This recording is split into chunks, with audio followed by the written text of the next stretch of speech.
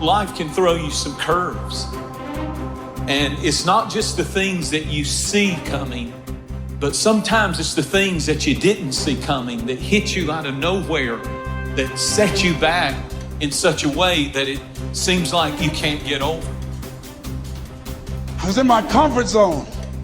I was doing just enough to get by. I was working on a job. They paid me just enough to keep me from quitting, and I worked just hard enough to keep from getting fired. I was parked. I knew I could do more. But when my mama died, it took something out of me. When I went through a divorce, it took something out of me. When my best friend died, it took something out of me. I paused, and somebody said that life is like an onion. You have to peel it one layer at a time, and sometimes you cry. Life's gonna happen to you when you have a dream. You're gonna get slapped around, and don't take it personal. Don't ask, why did this have to happen to me? Why not you? Who would you suggest? You want to give us some names, some email addresses? And don't tell everybody. 80% don't care, and 20% glad it's you. It's called life. Suck it up and move on. Get over it. No one's coming to save you. No one's coming to save you. The only person that's going to make a drastic change in your life, whether that's physically, mentally, emotionally, spiritually, the only person that is going to dig you out of your hole is who? You. You have to do it for you. You've got to become courageous to stand up within yourself, to face it and step forward. Continue to do those things that you know that work for you after you have evaluated yourself from the situation. Continue to move. Stay busy, stay busy, stay busy. It's not easy, but through practice and practice and practice, practice makes improvement. You have absolutely nothing to do with what happened to you. It's not your fault. But if I come back a week later, you're still on the ground. If I come back a year later, you still on the ground, that's your fault. If you get knocked down, there's nothing you can do about it. But getting back up has every single thing to do with you. And you will promise me that from this day forward, you will not be defeated.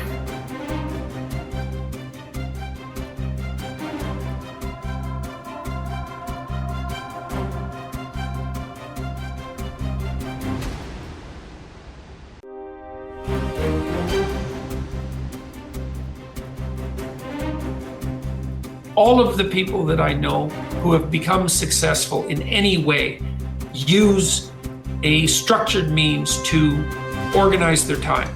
They have lists of things to do, like they have every day, there's a list of things to do that day. Every week, there's a list of things to do that week. Every month, there's a list of things to do that month. You know, at every level of temporal resolution, there's a sequence of plans, and those plans are implemented on a day-to-day basis. You cannot be, and successful isn't the right way of thinking about it, because I'm not thinking about, I'm not really thinking about rising up the corporate ladder. You know what I mean? And that's sort of what success has come to mean in our culture. That isn't what I mean. You can't have a life that you're going to find acceptable without that, because you need the vision and the plans to give you purpose and direction. That's where all your positive emotion comes from. All your motivation is laying out plans that are worth attaining and then observing yourself moving towards them. That's the source of most positive meaning. And then also, without that structure, you're so lost that you're going to be anxious and overwhelmed. It's really like being in a foreign country, like isolated and alone with no map. I don't know where the hell I am. I don't know what the hell I'm doing. The rains are going to come, the storms are going to come, and maybe it's winter, and I don't know where I am or where I'm going. If you want to build a winning attitude, you need to take time, and this is probably going to surprise you based on what you've heard me say so far, but you need to take time to be quiet. You need to do it at least 4 or 5 times a week. A lot of people say, well, that guy keeps talking about time for this and time for that. I don't have time for all of these things. Let me tell you how you can create an extra 3 hours every day of your life, guaranteed. over 70% of all of the time spent watching television, you're watching things you have no interest in watching. Let me encourage you to do this. Take a slow, lazy, drifting, absolutely meaningless walk. Just almost go to sleep on the walk. Not an exercise walk, you need to do those too, but a very quiet walk. Pick out a place in your home where you can be absolutely quiet on occasion. If you have to get up 30 minutes earlier, that's wonderful. I don't know why, but I seem to wake up earlier in the winter months than I do in the summer months. And when I get up, it's pitch dark. I have a nice little office. I go in there and I turn on the gas log and I sit there. And every time I do that, without exception, I have the most exciting day of my life. I simply run through my mind the things I'm going to be doing. As you plan the day, as you think of all of the things we've got to be excited about, it really does renew your energy and it gets you excited about the day. Now let me tell you something. This is going to be one of the toughest things you'll ever do.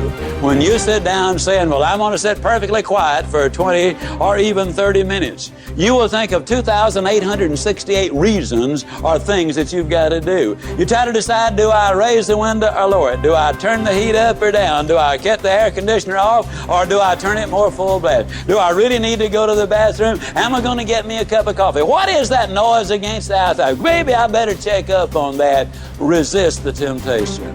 Spend a few minutes in quiet, reflective thought. It does make a difference.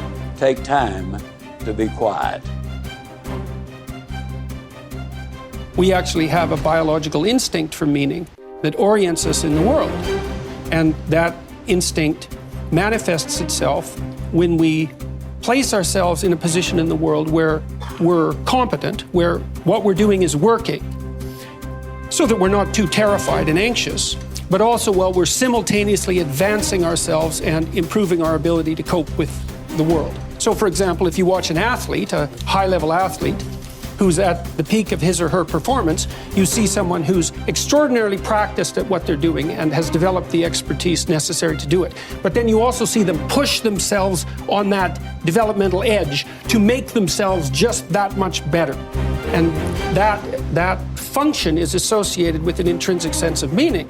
And whenever you see anyone manifest that, you are automatically drawn to it. You see that when an actor pushes him or herself beyond their limits. You see that when someone speaks extemporaneously and manages it extraordinarily well. And I'm trying to help people understand that this meaning is a true phenomenon. It's not a secondary thing. And also to point out that most of the time, that meaning is associated with the adoption of responsibility. Well, you know, there are remarkable people who come into the world from time to time, and there are people who do find out over decades-long periods what they could be like if they were who they were, if they spoke their being forward. And they'd get stronger and stronger and stronger, and we don't know the limits to that. We do not know the limits to that.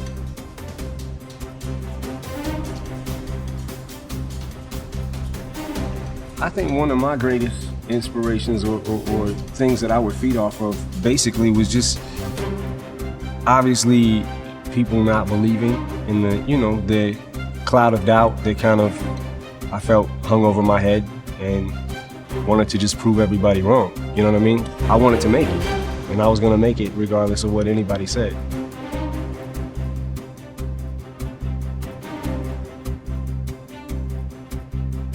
I outlasted the pain. When I was sleeping in those abandoned buildings, I kept telling myself, one day you'll be a homeowner. Every time I walked into that abandoned building,